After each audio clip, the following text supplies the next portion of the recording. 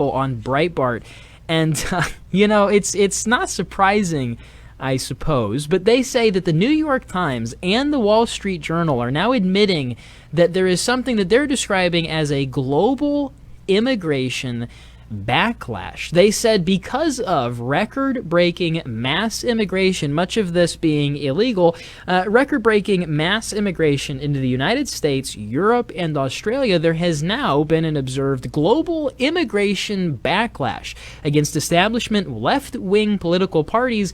This is an admittance by New York Times columnists. Now, the reason that I wanted to bring this up is because I'm someone who is maybe a little bit right of center, you might be able to argue, when it comes to immigration and things of that nature. I actually land almost exactly in the same place that many of our founding fathers did. But I have been one to unapologetically say that we be a little bit particular about who it is that we let into our country. You know, the public school doesn't do a good job of teaching this, but many of our founding fathers said that you shouldn't be allowed into the United States unless you're actually going to benefit the United States. Nowadays, oh my gosh, you can't say that. That's not allowed. How dare you suggest that we only let people in who are going to benefit our country? Don't you know that this country is supposed to just be one big giant soup kitchen? We got to let anyone and everyone in, regardless of what their, goals or intentions may be. Just let them all in. Listen, I think that we need to shut down immigration of all kinds, like literally all of it.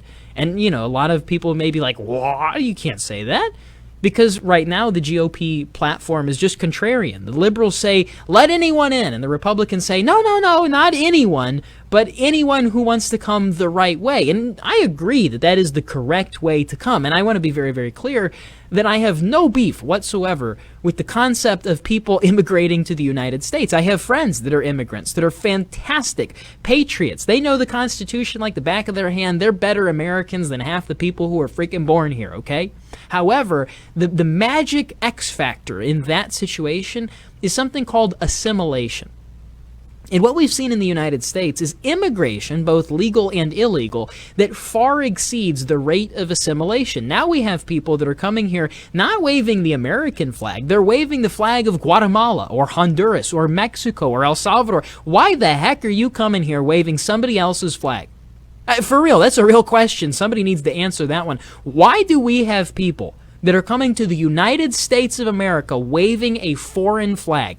Get that crap out of here. If you want to go and live in Guatemala and fly your Guatemalan flag, do it in Guatemala. Don't do it in Texas. Don't come to the United States and try and make it the place that you came from. That's the thing that we have to have when it comes to our immigration. And because we've had so many people for so long that have come pouring across completely unvetted, unfettered, we have estimates as high as 19 million illegal aliens in the United States.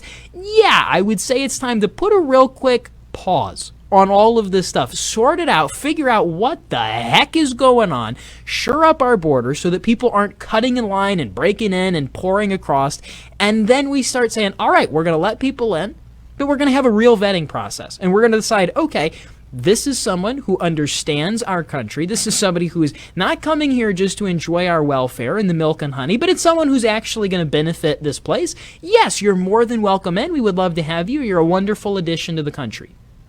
But we've been sold this lie from, like the public school system for many, many decades now that the United States has no national identity.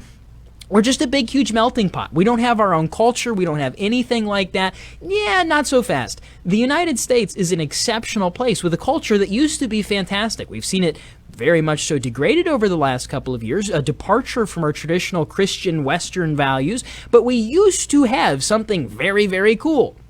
Now, not so much. It's more moral relativism and deconstructionists and hedonists and godless heathens and things of that nature. We see that on the rise for sure. But that doesn't mean that the United States, especially going back to our foundation, was this place built upon the promise that anyone and everyone could come here, no questions asked. No. And Democrats will say, but didn't you read the Statue of Liberty that talks about give me your hungry and your needy, send them all here? Yeah, well, we didn't make the Statue of Liberty. It's not in our Constitution, the little plaque on the Statue of Liberty. It's not in the Declaration of Independence. It was a gift from France, a gift we didn't even want. It sat around for years before we even bothered to put it up. We borderline did it because we felt bad. We didn't even want the Statue of Liberty. It's certainly not a foundational document, and it wasn't delivered till well over 100 years after the country was founded. So don't give me that crap that's somehow a foundational belief. Where did that come from? I understand people have big hearts and they want to say, no, let people in. We can help. We can help. Listen, instead of the country, think of it like your house. You're probably doing all right. You probably have food and water, the basic necessities. There are people out there that don't have what you have. Wouldn't it be nice if you could let them into your house so that they could eat out of your refrigerator? Maybe you could sustain one guest.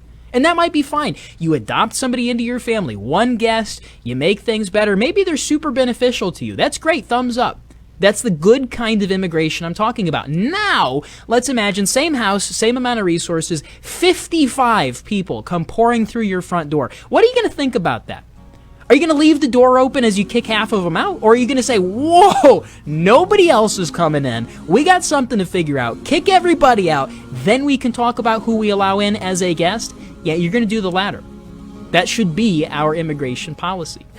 That's all the time we have. Till tomorrow, keep me in your prayers. Keep your country in your prayers. God bless.